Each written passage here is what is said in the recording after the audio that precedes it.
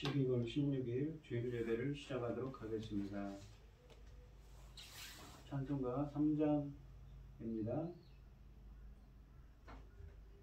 성부 성자와 성령 찬송과 영광 돌려보내세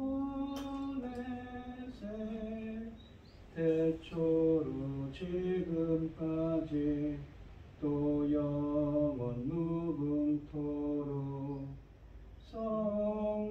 성삼위께 영광 영광 아멘.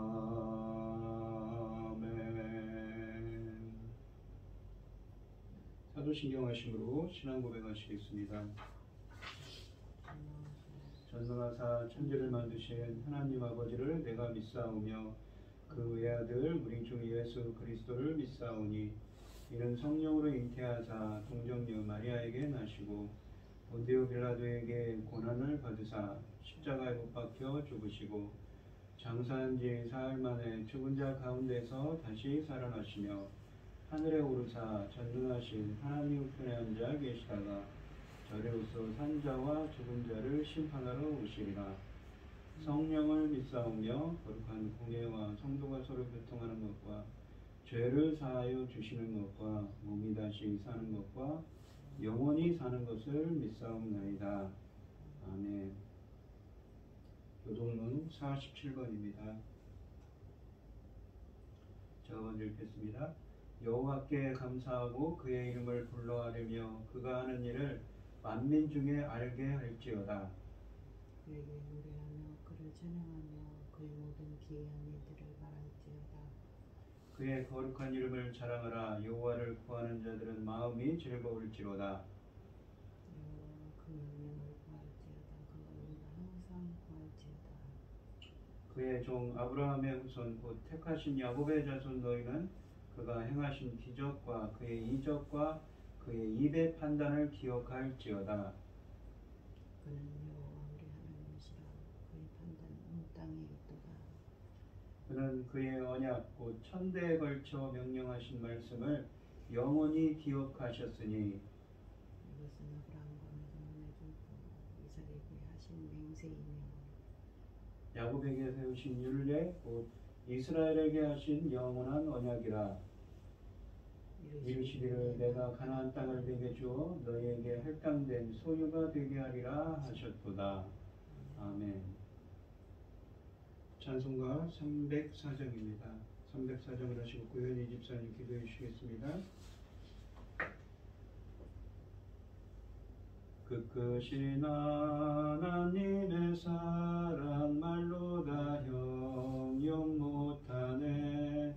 저 넓고 높은 별을 넘어 이 낮고 낮은 땅 위에 죄범한 영혼 구하려 그 아들 보내사 화목제물 삼으시고 죄 용서하셨네.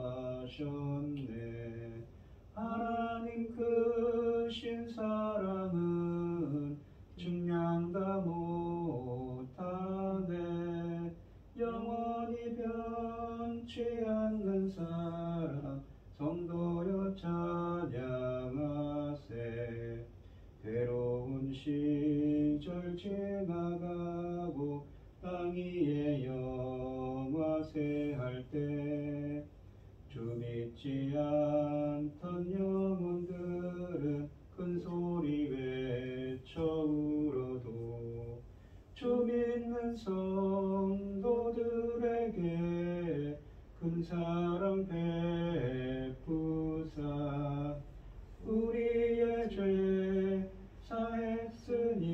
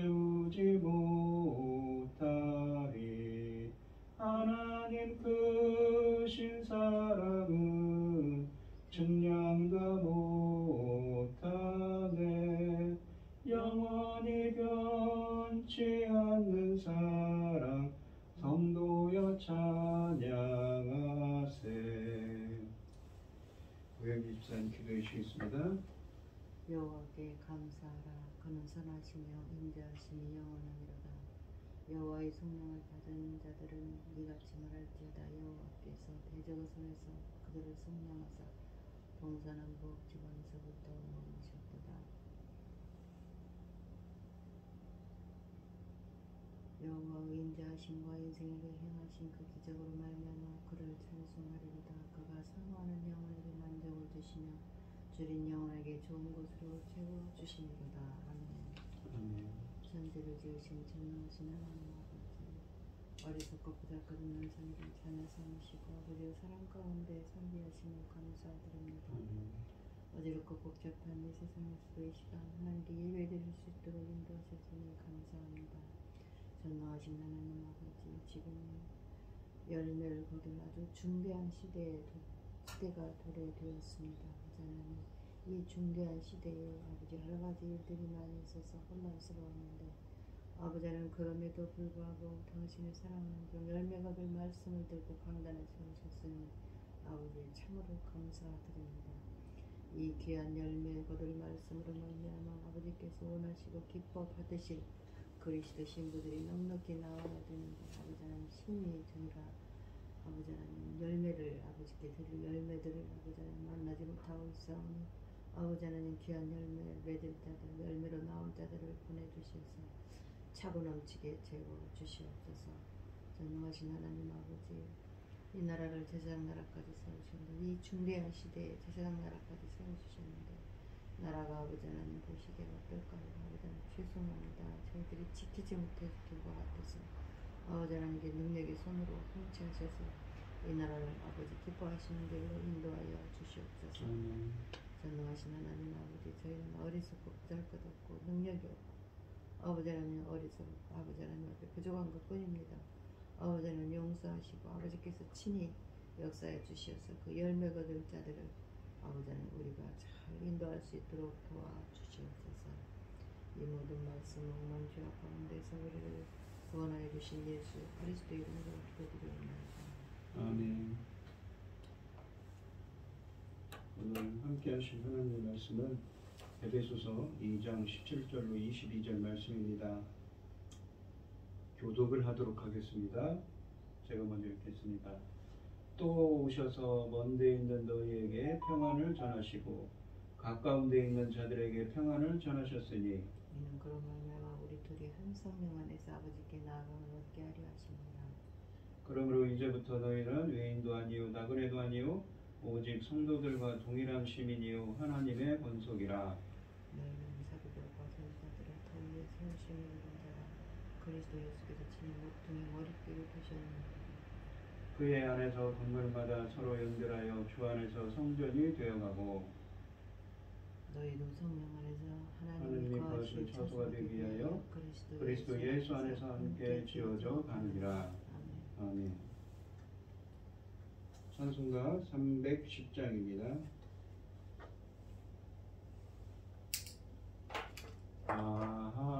하나님의 은혜로 있을 데 없는 자 왜 구속하여 주는지 난 알 수 없도다.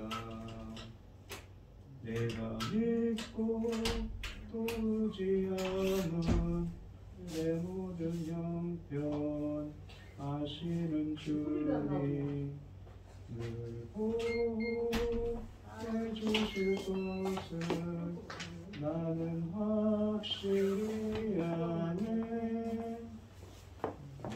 내게 굳센 믿음과 복음 주셔서 내 마음이 항상 편한지 난 알 수 없도다. 내가 믿고 또 의지함은 내 모든 형편 아시는 주님 늘 보호해 주실 것을 나는 확실히 아네. 왜 내게 성령을 내 마음 감동해 주 예수 믿게 하는지 난 알 수 없도다. 내가 믿고 또 의지함은 내 모든 형편 아시는 주님 늘 보호해 주실 것을 나는 확실히 아네. 주 언제 강림하실지 오밤에 오낮에 또 주님 만날 그곳도 난 알 수 없도다. 내가 믿고 또 의지함은 내 모든 형편 아시는 주님 늘 보호해 주실 것을 나는 확실히 아네. 아멘. 오늘 함께 하실 하나님의 말씀의 제목은 이 하나님의 권속입니다. 이 지난 시간에는 에베소서 2장 11절로 16절 말씀을 전했는데요. 이 11절로 16절에서는 과거의 이방인들은 그리스도 밖에 있었으며 세상에서 소망이 없었고 하나님도 없었다고 했습니다. 또한 이스라엘 백성과 분리되어 하나님께서 그들에게 주신 영적인 복들을 누리지 못하였으며 약속의 언약들과 아무 상관이 없는 외인들이었다고 말씀하셨습니다. 그런데 예수 그리스도께서 자기 육체로 유대인들과 이방인들 사이에 막힌 담을 오시고 몸을 하나 되게 하셨습니다. 그뿐 아니라 하나님과 인간 사이의 적대감을 제거하셔서 유대인과 이방인을 둘로 한 세 사람을 창조하여 하나님과 화해시켰다고 했습니다. 오늘 본문 말씀에서는 둘이 함께 한 성령 안에서 아버지께 나아가게 하셨고 그 결과 과거의 외인이며 나그네이던 이방인 성도들은 이제 하나님 나라의 시민이자 하나님의 권속이 되었다고 합니다. 게다가 그들은 다른 성도들과 함께 하나님께서 거하시는 영적인 성전으로 지어져가는 영광스러운 존재가 되었다고 말씀하고 있습니다. 이 17절 말씀을 보시면 또 오셔서 먼 데 있는 너희에게 평안을 전하시고 가까운 데 있는 자들에게 평안을 전하셨으니 라고 되어 있습니다. 17절에서 이 사도 바울은 그리스도께서 오셔서 이방인들과 유대인들에게 평화를 선포하셨다고 합니다. 이 본문에는 평안이라고 되어 있는데 우리가 구약 성경에 보시면 샬롬이라고 해서 평강, 평화, 화목이라는 뜻을 갖고 있는 말입니다. 이 말은 예수 그리스도 안에 있는 이 구원을 받은 성도들이 누리는 영적인 평화를 뜻하는 말입니다. 그래서 하나님과의 관계가 회복된 상태이지요. 여기서 이 사도 바울은 이 13절에서처럼 멀리와 가까이 있는 단어를 사용하여 이방인들과 유대인들을 나타냅니다. 이 본문은 이사야서 57장 19절에 등장하는 평화의 선언과 매우 흡사합니다. 입술의 열매를 창조하는 자 여호와가 말하노라. 먼 데 있는 자에게든지 가까운 데 있는 자에게든지 평강이 있을지어다. 평강이 있을지어다. 이 이사야서 본문에서 먼 데에 있는 자는 바벨론으로 끌려간 유대인들을 나타내고 가까운 데 있는 자는 본토에 거주하는 유대인들을 가리킵니다. 그러나 이 에베소서 본문에서는 멀리 있는 사람들은 이방인들이고 가까이 있는 사람들은 유대인들이지요. 이사야서 본문의 예언은 그리스도께서 성취하셨고 그가 이루신 평화는 유대인들뿐 아니라 이방인들을 위한 것이기도 합니다.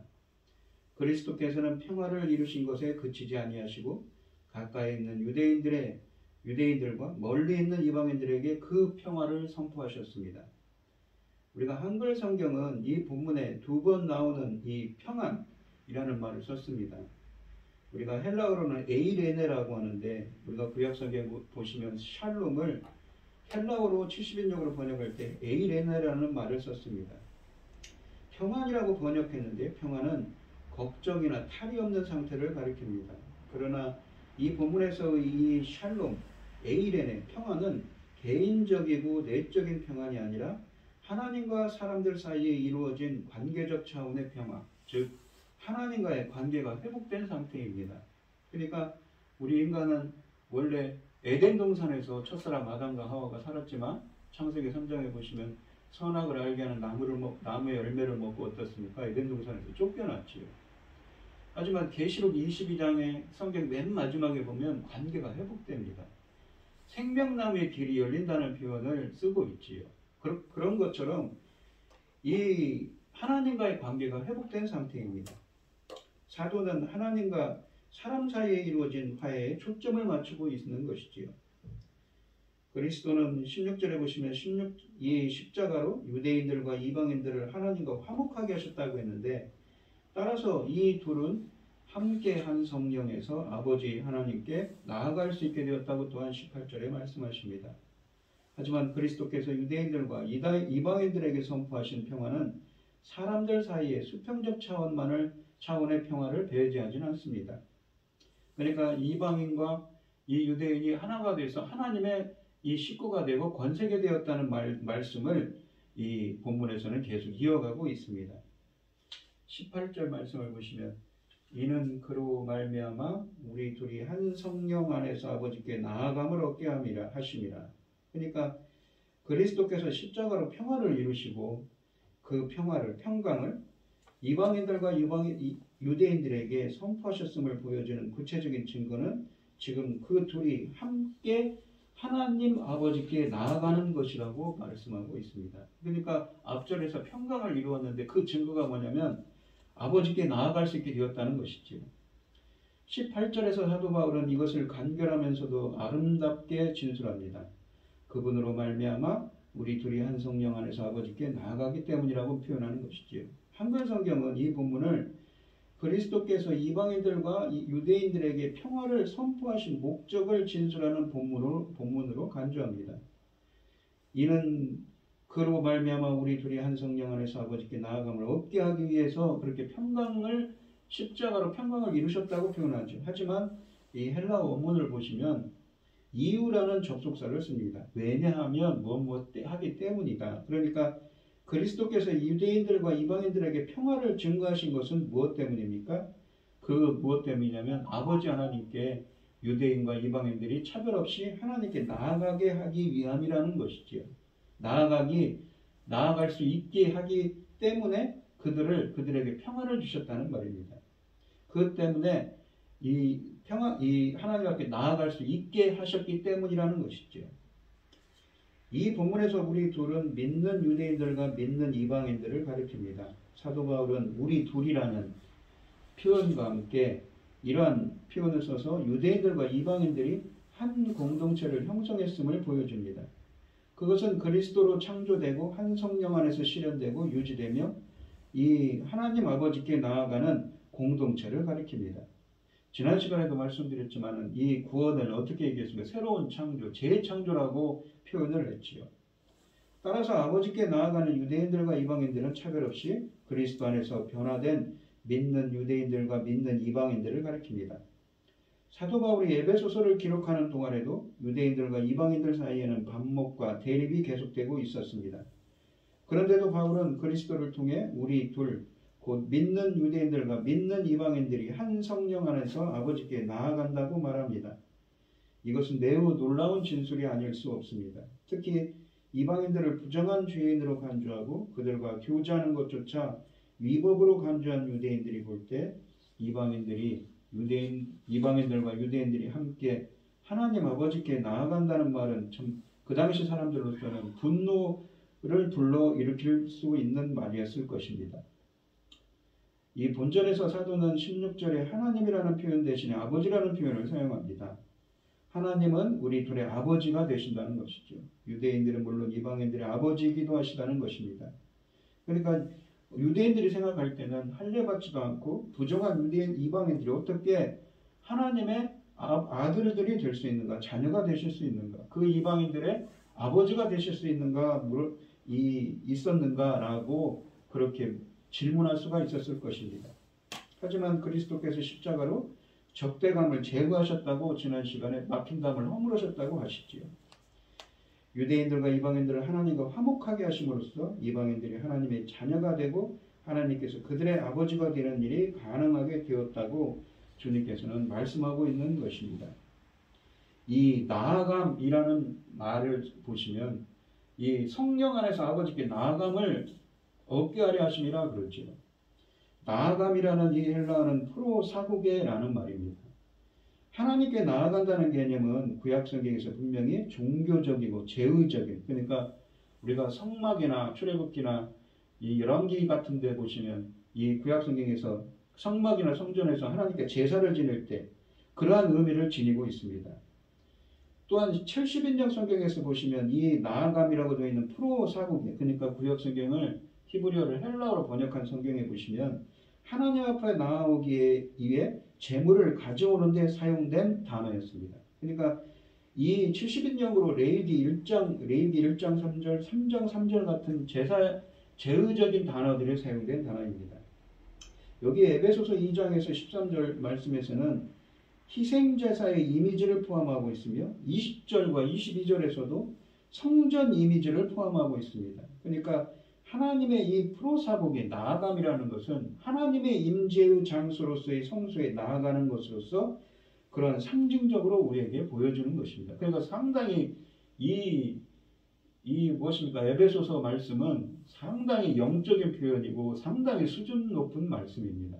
그러니까 하나님과 이 십자가로 이룬 화평을 통해서 평강의 왕이신 주님께서 주시는 평화를 통해서 그들은 한 성령 안에서 성령과 연합해서 유대인이건 이방인이건 차별 없이 아버지께 나아가 그 보좌 안에 계신 지성소 안에 계신 성전 안에 계신 주님께 나아갈 수 있게 나아가게 되게 하기 위해서 그들을 선택하시고 부르시고 이렇게 평강의 하나님께서 임해 주셨다고 그런 평화를 주셨다고 말씀하고 있는 것이지요. 상당히 놀라운 말씀입니다. 이방인들과 유대인들이 함께 하나님께 자유롭게 나아가는 것은 매우 놀라운 일이 아닐 수 없는 것입니다. 가히 혁명적인 일이지요. 성막은 우리가 가고자 하는 하늘의 모형과 그림자라고 히브리서 8장 5절에서 말씀하셨습니다. 그러니까 모형과 우리가 가고자 하는 하늘나라에 이 출애굽기 레위기에 나오는 이스라엘 백성들이 하나님의 모세에게 보여준 본을 따라서 성막을 지었는데 이것이 우리가 가고자 하는 하늘나라의 이 모형과 그림자라는 말입니다. 우리가 가고자 하는 하늘나라를 보여주는 어떤 예시라는 것이죠. 근데 그것을 이 에베소서 교회 성도들은 그렇게 될 수 있는 그러한 이 평강의 하나님께서 오셔서 그러한 은혜 가운데 있다는 표현을 쓰고 있습니다. 그러니까 상당히 이 영적으로 높은 수준에 있는 말씀이죠. 이것은 어떻게 이루어지냐면 그로 말미암아 즉 그리스도를 통해서만 이루어집니다. 신자들은 하나님의 존전으로 인도함을 받을 수가 있는 것이지요. 유대인들과 이방인들을 중간에 막힌 담처럼 갈라졌던 원수된 것을 그리스도께서 제거하시고 그들을 하나님과 화해하게 하심으로써 이런 일이 가능하게 되었던 것입니다.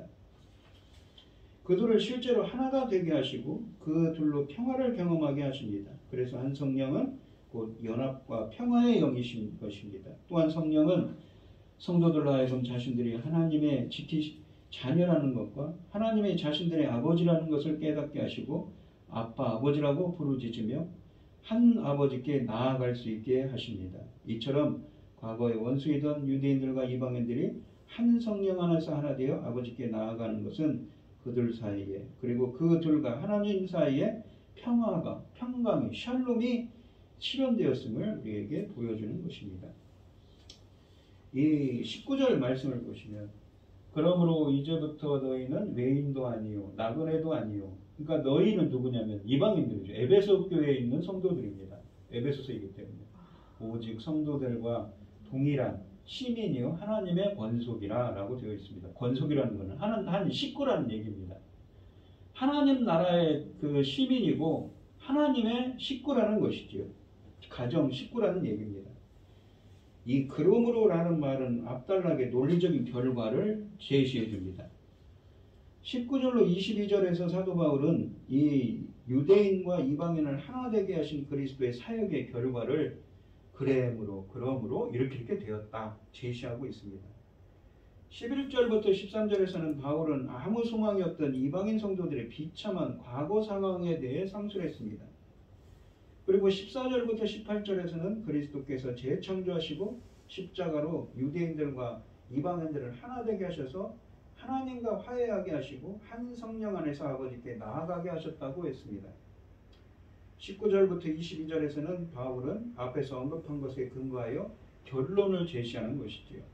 과거에 아무 소망이 없던 에베소 교회 이방인 성도들이 그리스도께서 이루신 평화의 사역을 통해 유대인 성도들과 함께 한 새 인류, 새 창조된 새로운 사람들이 되었다는 것입니다. 그래서 성령 안에서 아버지께 나아갈 수 있게 되었다고 하는 것이지요. 이제 그들은 그리스도 안에서 영광스러운 존재입니다. 그들은 더는 외인이나 나그네가 아니라 성도들과 함께 시민이 된, 하늘나라의 시민이 된 사람이며 하나님의 권속이며 하나님께서 거하시는 영적 성전이 된다고 말씀하십니다. 하나님과 함께한 된 시민, 하나님의 권속, 하나님의 성전, 이 세 가지 표현은 그리스도 안에서 에베소 교회의 이방인 성도들이 누리는 새로운 신분과 특권을 날려줍니다. 19절에서 바울은 에베소 교회의 이방인 성도들이 더는 외인도 아니며 나그네도 아니라고 말합니다. 외인이라고 번역한 이 헬라어는 12절에서처럼 방문자, 외부 사람들, 외국인들을 가리킵니다. 구체적으로는 자기 고향이나 나라가 아닌 곳에 잠시 체류하는 사람들, 거쳐 지나가는 사람입니다. 또한 나그네라고 번역한 이 헬라어 파로이코이는 법적으로 거주 허가를 받고 외국에서 생활하는 사람입니다. 외국에 거주하는 사람들인 것이죠. 우리 땅에 거주하는 외국인을 뜻합니다. 이런 사람들은 모두 어느 정도의 법적인 보호를 받지만 합법적인 시민과 같은 우리나라 국민은 아닌 것이죠. 그런 지위와 권리를 누리지는 못합니다. 외국인과 나그네라는 표현은 에베소 교회의 이방인 성도들이 과거에는 이스라엘에서 분리되어 아무런 영적인 특권과 복을 누리지 못했음을 시사합니다. 그러나 이제 그들의 신분은 완전히 달라졌습니다. 그들은 더는 외인도 아니고 나그네도 아닙니다. 이제는 성도들과 동일한 시민이라고 선언합니다. 동일한 시민이라고 번역한 이 헬라어 명사는 쉼폴리타이라고 하는데 동료 시민들이라는 것입니다. 그냥 시민이 아니라 동일한 시민이라 오직 성도들과 동일한 시민이라고 하는데 동료라는 표현입니다. 함께한 이 시민들이라는 표현을 씁니다. 이방인 성도들의 동료 시민들이라는 표현은 다시 한번 연합과 평화를 강조합니다. 과거에 그들은 이스라엘 안에서 분리되어 있었으며 언약의 약속들의 외인이었다고 12절에 말씀하셨습니다. 그러나 이제 그들은 성도들의 공동체에 속한 시민, 곧 하나님 나라의 동료 시민이 되었습니다. 완전한 권리와 하나님의 그 나라의 시민으로서 동료 시민으로서 이제는 권리와 특권을 누리게 된 것이지요. 그뿐 아니라 이 하나님의 권속이라는 표현을 씁니다. 이 말은 하나님의 이 식구라는 표현입니다. 그러니까 성도들과 함께 하나님께서 통치하시는 영적 공동체의 시민이 되었음을 의미하는 사람들이고 또한 하나님의 권속이라는 표현을 씁니다. 이 권속이라는 말은 한 집안 식구라는 말입니다. 헬라어로. 이 말은 특정한 집안에 속한 구성원을 가리키는 말입니다. 디모데전서 5장 8절에서는 가족이라고 번역했고 갈라디아서 6장 10절에서는 가정이라고 번역했습니다. 에베소서 본문에서 하나님의 권속이라는 표현은 과거에 나그네였던 이방인 성도들이 이제는 하나님의 집안에 속한 합법적인 가족의 일원이 되었음을 의미하는 말입니다. 우리가 2장 12절에 보시면 그들은 과거에는 하나님이 없었으며 하나님의 생명에서 떠나 있었다고 했습니다. 그들은 공중의 권세 잡은 악한 영을 따르는 불순종의 아들이었다고 2장 2절에 말씀하셨습니다. 그러나 이제 그들은 하나님의 가족, 예수 그리스도 안에서 하나님의 가족에 속한 자들이며 하나님의 사랑을 입은 하나님의 자녀들, 하나님의 가족, 식구들이 되었다는 것입니다. 그래서 그들은 하나님께 나아가며 하나님 아버지와 친밀한 교제를 나눕니다. 또 그들은 유대인 성도들과 함께 하나님의 자녀가 되었으므로 그들과 함께 하나님을 한 아버지로 섬기며 그들과 함께 자녀의 권리를 누리게 된 것이지요. 20절에 보시면 너희는 사도들과 선지자들의 터 위에 세우심을 입은 자라. 그리스도 예수께서 친히 모퉁이 돌이 되셨느니라 라고 하십니다. 마지막으로 사도는 에베소 교회 이방인 성도들이 하나님의 성전이라고 20절, 21절, 22절에서 말씀하십니다. 성전이라는 개념은 뭐냐면 하나님이 계시는 곳이 성전입니다. 거룩한 곳이죠. 주님이 그 이스라엘 백성들이 출애굽기에서 성막을 지었을 때 그곳에 지성소에 임재하신다고 하셨었죠. 그것이 바로 성전입니다. 근데 우리가 바로 그러니까 주님과 연합하고 주님이 우리 안에 거하시면 내가 그 안에 그가 내 안에 거하시면 우리가 성전인 것이지요. 세우심을 입은 자라고 되어 있는 이 헬라어는 이 수동태인데 그 위에 집을 지어지다는 것입니다. 그러니까 사도들과 선지자들의 터 위에 집이 지어진다는 표현입니다. 하나님의 권속인 그들은 하나님의 성전으로서 사도들과 선지자들의 토대 위에 세워졌습니다. 선지자들이라는 말이 사도들이라는 말 위에 있으므로 신약시대의 선지자들로 보는 것이 맞습니다. 또 바울은 에베소서 3장 5절에서 이 하나님께서 그리스도의 비밀을 거룩한 사도들과 선지자들에게 성령으로 나타내신 것 같이 다른 세대에서는 사람의 아들들에게 알게 하지 아니하셨다고 말합니다. 이것은 20절의 선지자들이 그리스도의 비밀을 받은 신약시대의 선지자들이라는 사실을 뒷받침합니다. 하나님의 부르심을 받은 자들의 모임인 교회는 그들이 전한 그리스도의 복음 위에 세워졌습니다. 사도들과 선지자들을 교회의 영적 토대라고 부를 수 있는 것은 그들이 하나님 그리스도의 비밀을 맡은 자들이며 그것을 전파하는 자들이기 때문입니다. 또한 예수 그리스도는 이러한 영적 성전의 모퉁이 돌이라고 말합니다. 이 말은 시편 118편 22절, 이사야서 8장 14절을 암시하고 있는데 바울은 그 은혜를 확대하여 사도들과 선지자들을 기초로 묘사하고 있습니다. 견고한 기초와 함께 잘 지어진 건축물들은 모두 모퉁이 돌이 있다고 합니다. 초석이라고 하죠. 우리 모퉁이 돌은 건축에 필요한 소중한 부품입니다. 모퉁이 돌은 그 건물을 고정시키고 모든 담들이 거기에 맞춰 정렬됩니다. 그러니까 초석이라는 표현인데 이 말은 주출돌 또는 초석이라고 번역됩니다. 이것은 건물의 기초이고 건축자의 이름을 새겨 소유를 표시하는 돌입니다. 따라서 그리스도께서 성도들의 영적인 집의 근원이 되심을 나타내고 있는 표현입니다. 모퉁이 돌은 잘 다듬어진 사각형의 커다란 돌로서 건물의 토대의 모서리에 놓여졌습니다. 그래서 전체 건물의 기초와 형태를 결정짓고 동시에 벽돌을 세우는 기준이 됩니다. 모퉁이 돌은 건물의 기초에 놓여져서 두 벽을 이어주는 구실을 하기도 합니다. 건물은 모퉁이 돌에 정확히 일치되게 지어져야 하는 것이지요. 그러한 이처럼 예수 그리스도는 영적인 성전, 즉 교회의 기초를 형성하고 교회의 형태를 결정지을 뿐 아니라 교회를 한 건물이 되게 해주는 모퉁이 돌과 같은 구실을 한다는 것입니다. 그래서 모퉁이 돌이신 그리스도는 교회의 연합과 성장에 꼭 필요한 분인 것입니다. 예수 그리스도께서 토대가 되어주시려면 이 교회, 그러니까 하나님께서 부르신 사람들의 모임인 그 영적인 교회의 토대가 되어주신다는 것입니다. 교회의 영적 연합과 성장은 오직 그리스도 안에서 이루어집니다. 그러므로 교회가 계속적이고 그리고 확고히 그리스도에 연결되어 있지 않는 한 교회의 일치는 와해되고 그 성장은 중단되거나 빗나갈 수밖에 없는 것이지요. 21절에 보면 그의 안에서는 누구냐면 예수 그리스도 안에서 건물을 받아 서로 연결하여 주 안에서 성전이 되고 모퉁이 돌이 된 예수 그리스도가 모퉁이 돌이 되셔서 집을 지어간다고 이 세우심을 입은 자라는 집을 그 위에 지어간다고 이제 선지자들이 터 위에. 근데 그 예수 그리스도 안에서 지어진 거예요. 예수 그리스도와 연합해서 그 모퉁이 돌을 지은 그 토대 위에서 건물마다 서로 연결하여 주 안에서 성전으로 지어져 가는 겁니다. 이 사도 바울은 모퉁이 돌이신 그리스도 안에서 건물이 함께 연결되어 주 안에서 성전으로 자라간다고 말합니다. 이 본문에서 건물이라는 표현은 19절에 하나님의 권속이라는 개념과 같이 모든 믿는 자들의 모임, 즉 하나님의 교회, 하나님의 부르신 자들의 모임인 교회를 가리킵니다. 교회는 그리스도 위에 세워지고 그리스도를 통해 함께 연결되어 성전으로 자라갑니다. 교회를 성전에 비유할 때 그리스도인 한 사람 한 사람은 성전을 구성하는 돌이 된다고 또한 베드로전서 2장 4절로 5절에 말씀하십니다.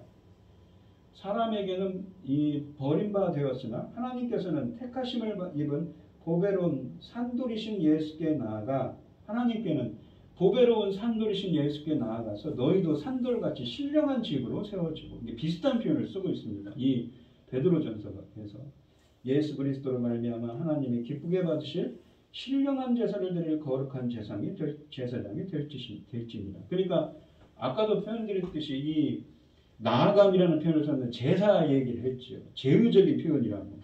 하나님의 성전 앞에. 그러니까 똑같은 얘기를 합니다. 이 신령한 제사를 드릴 거룩한 제사장이 될지라. 그러니까 너희들도 제사장으로서 제사장은 어디 있습니까? 주님의 존전 앞에 성소, 지성소에 들어갈 수 있어요. 그런 것처럼 신령한 제사를 드려요. 그러니까 이 왕 같은 제사장으로서의 자신의 달란트를 남기라는 얘기를 베드로전서에서 하고 있습니다. 22절에 보시면 그의 안에서 건물마다 서로 연결하여 주 안에서 성전이 되어가고 22절에 보시면 죄송합니다. 이 너희도 성령 안에서 하나님이 거하실 초소가 되기 위하여 그리스도 안에서 함께 지어져 가느니라 라고 되어 있습니다. 본 단락의 마지막 절에서 사도는 에베소 교회의 이방인 성도들이 모퉁이 돌이신 그리스도 안에서 하나님의 초소로 함께 지어져 간다고 22절에 말씀하십니다. 18절에서 이방인 성도들이 유대인 성도들과 함께 하나님께 나아간다고 말한 사도는 22절에서 이방인 성도들이 다른 성도들과 함께 하나님의 처소로 지어져 간다고 말합니다. 그러니까 하나님이 거하실 처소, 이게 성전의 개념이라는 건 성경에 보시면 하나님이 거하시는 곳이 성전이죠. 근데 우리가 모퉁이 돌이신 예수 그리스도의 토대에 의해서 성전으로 지어져 가는 겁니다. 예수 그리스도 안에서 주님과 연합을 해서 함께 지어져 간다고 하는 것이죠. 이 18절에서 이방인 성도들이 유대인 성도들과 함께 아버지께 나아간다고 말한 성도는 22절에서 이방인 성도들이 다른 성도들과 함께 하나님의 처소로 지어져 간다고 말합니다. 그러니까 하나님께 나아간다는 것은 그 주님이 계신 처소로 나아가는 건데 22절에서는 우리가 주님이 거하실 처소로 지어져 간다는 표현을 쓰는 거죠. 그건 무엇인가? 우리가 성전이 되는 거죠. 그것은 뭐냐면 주님과의 연합을 뜻하는 말입니다. 예수 그리스도 안에서 주님이 그가 내 안에 내가 그 안에 주님과 함께하는 연합을 뜻하는 말입니다. 새로운 영적 성전의 건축 목적은 하나님께서 거하시는 처소가 되는 데 있다고 표현합니다. 하나님의 처소라는 표현은 앞절의 거룩한 성전과 동의어이면서 동시에 성전의 본질적 특성을 좀 더 명확하게 보여줍니다. 성전은 하나님께서 거하시기를 기뻐하시는 처소라는 의미입니다. 구약시대에는 성막이나 성전이 하나님의 처소였습니다. 하나님은 자기 백성과 만나시려고 물리적인 건물에 임재하셨습니다. 그러나 이제 하나님은 건물이 아니라 자기 백성들로 이루어진 공동체 안에 거하십니다. 에베소서에서 성전은 더 이상 눈에 보이는 건물이 아니라 모든 성도들이 함께 구성하는 영적 공동체입니다. 그리스도 안에서 이방인 성도들은 유대인 성도들과 함께 성령을 통해 하나님께서 거하는 처소가 됩니다. 교회가 바로 주 안에서 성전, 곧 성령 안에서 하나님께서 거하시는 처소입니다. 사도 바울은 고린도 성도들을 가리켜 성령이 거하시는 하나님의 성전이라고 고린도전서 3장 16절로 18절에서 이렇게 말했습니다. 이방인 성도들과 유대인 성도들과 이루어진 이 교회가 차별 없이 하나님께서 거하시는 처소, 곧 영적 성전이 된 것입니다. 이 본문에서 바울이 강조하는 것은 에베소 교회의 이방인 성도들이 하나님의 거처로 함께 지어져 간다는 것입니다. 22절에서 에베소 교회 성도들에 대한 바울의 관심은 여러분도 역시라는 강조적인 이러한 표현으로 분명히 드러납니다. 과거에는 하나님의 백성이 아니던 이방인들이 지금은 하나님의 영적 성전의 일부를 이루게 됐습니다. 거룩하신 하나님께서 이방인들을 자기 거처로 삼으시고 그 가운데 거하기를 기뻐하신다는 것은 유대인들과 이방인들에게 모두 매우 놀라운 사실입니다. 하나님은 선지자 에스겔을 통해 이스라엘 족속 중에 이방인 중에 있는 이방인 중에 이스라엘 족속 중에 있는 이방인 중에 마음과 몸에 할례를 받지 아니한 이방인들은 내 성소에 들어오지 못하리라.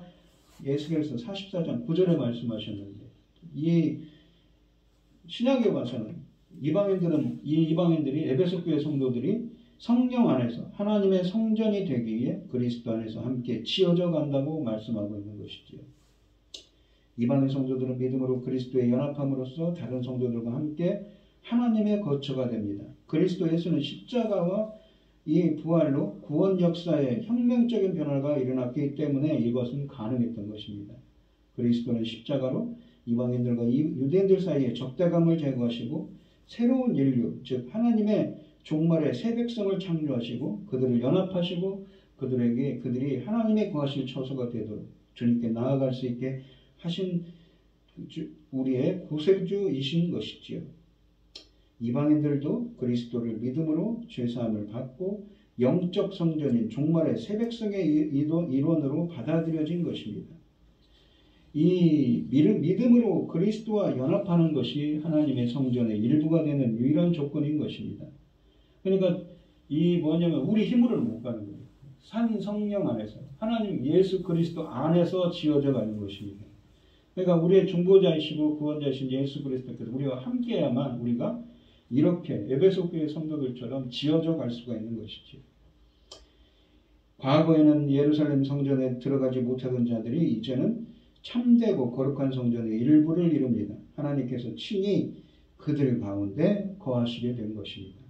우리가 이 에베소서 2장 말씀을 전했는데 에베소서 2장 말씀을 3시간에 걸쳐서 했습니다. 근데 이 말씀은 상당히 복잡하고 고차원적인 얘기라서 이렇게 나누어서 했습니다. 근데 이 에베소서 2장을 한번 전체적으로 보시면 우리 인간의 구원의 여정과 마찬가지입니다.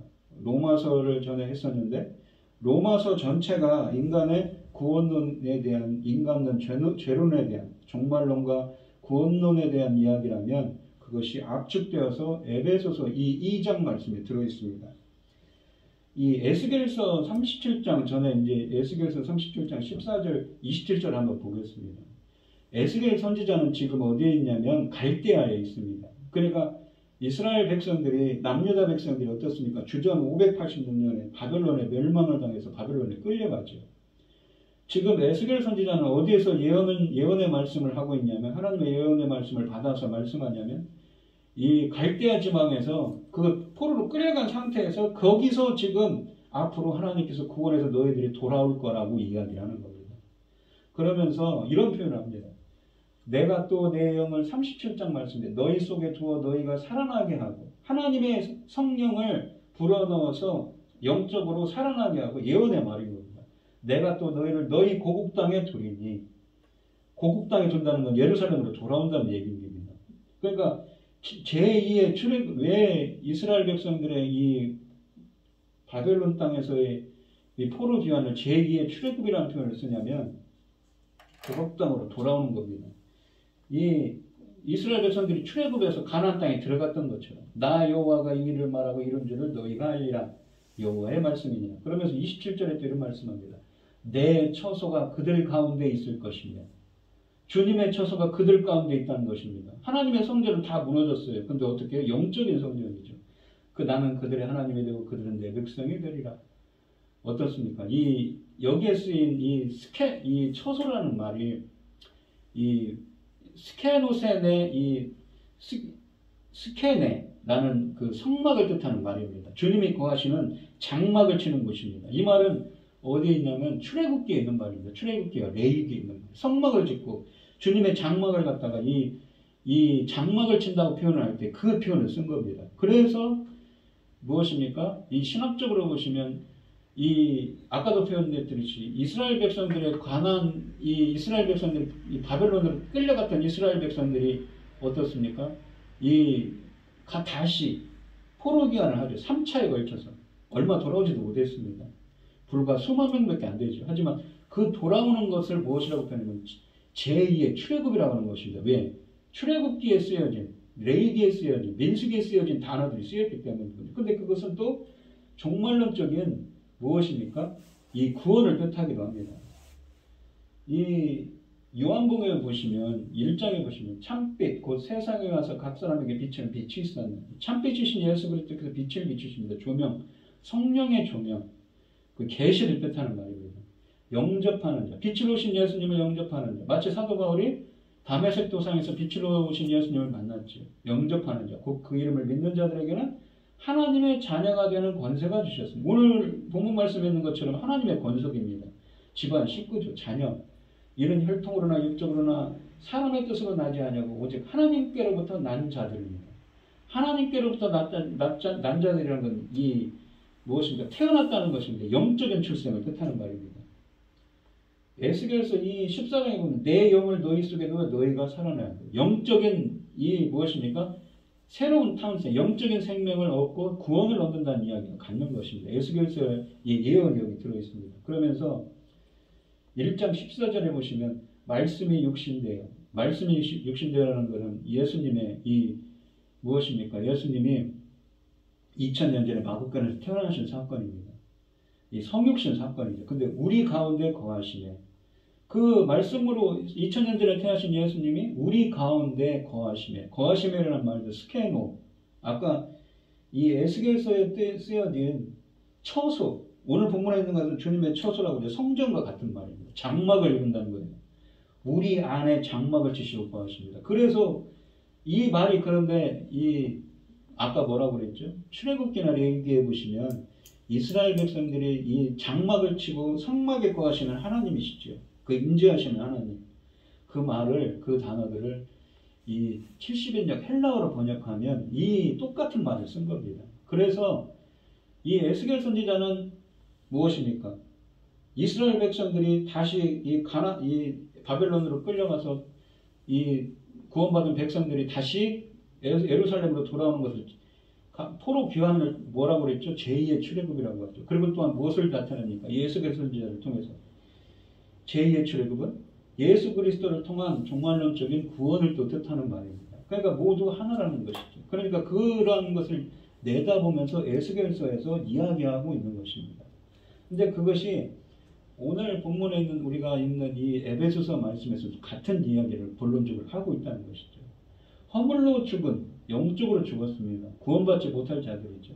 그리스도와 함께 살리시고 이 영적인 생명을 열었습니다. 성령세를 통해서 그리스도께서 영적인 생명을 주셨어요. 그래서 오늘 본문에 있는 것처럼 22절에 너희도 성령 안에서 하나님의 거하실 처소가 되기 위하여 하나님의 성전, 주님의 성전이 거하실 처소가 되기 위하여 그리스도 예수 안에서 함께 지어져 간다고 하는 것이죠. 그러니까 이것은 우리가 성경적으로 보시면 결론적으로는 똑같은 얘기를 하는데 제2의 출애굽, 예수 그리스도를 통한 구원에 대한 이야기를 하고 있는 것입니다. 이 새로운 출애굽, 새 언약, 구원의 완성의 예언을 이 에베소서에서 성취하고 있음을 뜻합니다. 에덴 동산에서 쫓겨나 하나님과의 관계가 단절된 인간이 이러한 새 언약을 성취하고 구원의 완성을 이루어 하나님과의 관계가 회복되고 하나님과 함께하게 됐습니다. 주님의 처소와 우리가 주님의 처소가 되고 주님의 처소에 나아가게 됐던 것이죠. 성경은 하나님 나라의 백성을 찾는 얘기입니다. 그런 뜻에서. 그래서 이 에베소서 2장도 전체가 거기에서 이러한 이야기들을 반복하고 있는 것입니다. 그런데 그러한 이 은혜 가운데 있는 자들이 이 에베소서에 있는 말씀에 있는 에베소 교회 성도들이라는 것이지요. 이 상당히 에베소서는 높은 차원의 이야기를 했습니다. 아까도 말씀드렸듯이 우리가 고린도전서 강의를 하고 있지만 고린도 교회는 상당히 문제가 많은 교회죠. 파벌주의도가 많고 서로 막 업신여기고 그렇습니다. 영적으로 보면 에베소 교회는 엄청난 수준에 있는 이야기입니다. 우리 성도님들도 이 본문에 있는 것처럼 이 새로운 출애굽, 하나님의 예수 그리스도의 구원을 얻고 이렇게 산 성령 안에서 하나님의 처소로 지어져가는 성령이 주님과 함께하는, 주님이 계신 곳에 나아가는 은혜가 함께하는 여러분들이 되시기를 축원드리겠습니다. 기도하겠습니다. 하나님 아버지 감사합니다. 오늘 주신 하나님의 말씀처럼 하나님의 권속으로서 하나님 나라의 식구가 된 우리 성도들은 한 성령 안에서 예수 그리스도와 연합하여 하나 아버지께 나아갈 수 있다고 본문에서 말씀하십니다. 마치 하나님과의 관계가 단절되고 에덴 동산에서 쫓겨난 우리 인간이 하나님이 계신 곳에 갈 수 있게 된 것이지요. 바로 천국 백성, 천국의 시민, 하나님 나라의 시민임을, 하나님의 식구임을 본문에서는 말씀하고 있는 것입니다. 저희들도 이렇게 영적으로 높은 차원에 이룰 수 있도록 저희들을 인도하시고 함께하여 주시옵소서. 또한 본문에 있는 말씀처럼 그 하나님의 거룩한 처소가 되기 위해서는 우리가 어떤 삶을 살아야 됩니까? 정결하고 거룩한 삶을 살아야겠죠. 하나님의 공의와 정의를 행하는 저희들이 되게 하여 주시옵소서. 이 모든 말씀 거룩하신 예수님 이름으로 기도합니다. 아멘. 찬송가 288장입니다. 예수를 나의 구주 삼고 성령과 피로써 거듭나니 이 세상에서 내 영혼이 하늘의 영광 누리도다. 이것이 나의 간증이요 이것이 나의 찬송일세. 나 사는 동안 끊임없이 구주를 찬송하리로다. 온전히 주께 맡긴 내 영 사랑의 음성을 듣는 중에 천사들 왕래하는 것과 하늘의 영광 보리로다. 이것이 나의 간증이요 이것이 나의 찬송일세. 나 사는 동안 끊임없이 구주를 찬송하리로다. 주 안에 기쁨 누림으로 마음의 풍랑이 잠잠하니 세상과 나는 한 곳 없고 구속한 주만 보이도다. 이것이 나의 간증이요 이것이 나의 찬송일세. 나 사는 동안 끊임없이 구주를 찬송하리로다.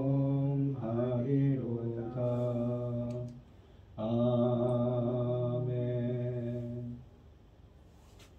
기도하겠습니다. 참 감사하신 하나님, 오늘도 이렇게 예배하게 하여 주시오니 감사를 드립니다. 이 시간 하나님께서 주신 많은 은혜와 사랑에 감사드리며 주님께 귀한 예물을 드리는 손길들이 있습니다. 드려지는 손길마다 기억해 주시고 함께하여 주셔서 주님의 기뻐하시는 뜻을 행할 수 있도록 오늘 본문 말씀에 있는 것처럼 주님이 거하실 처소가 될 수 있도록 지워질 수 있도록 주님께서 인도하시고 함께하여 주시옵소서. 기뻐받아 흠양하여 주실 줄 믿사오며 이 모든 말씀 거룩하신 예수님 이름으로 기도합니다. 아멘. 찬송가 5장을 하시고 축도하심으로 예배를 마치겠습니다.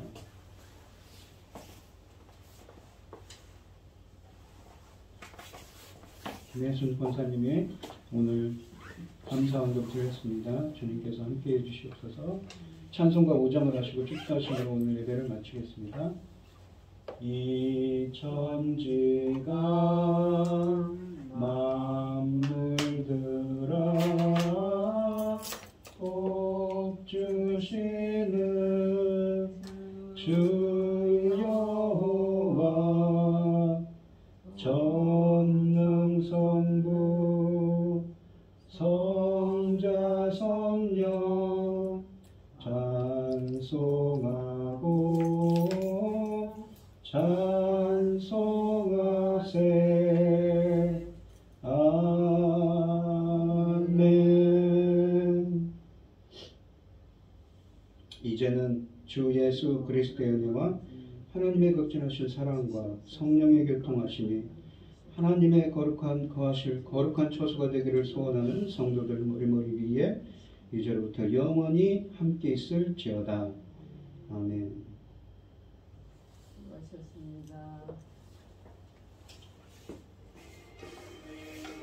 여기 불아 여기 여기 안에도. 근데 안에는 그렇게 무슨 확실히 있다. 응?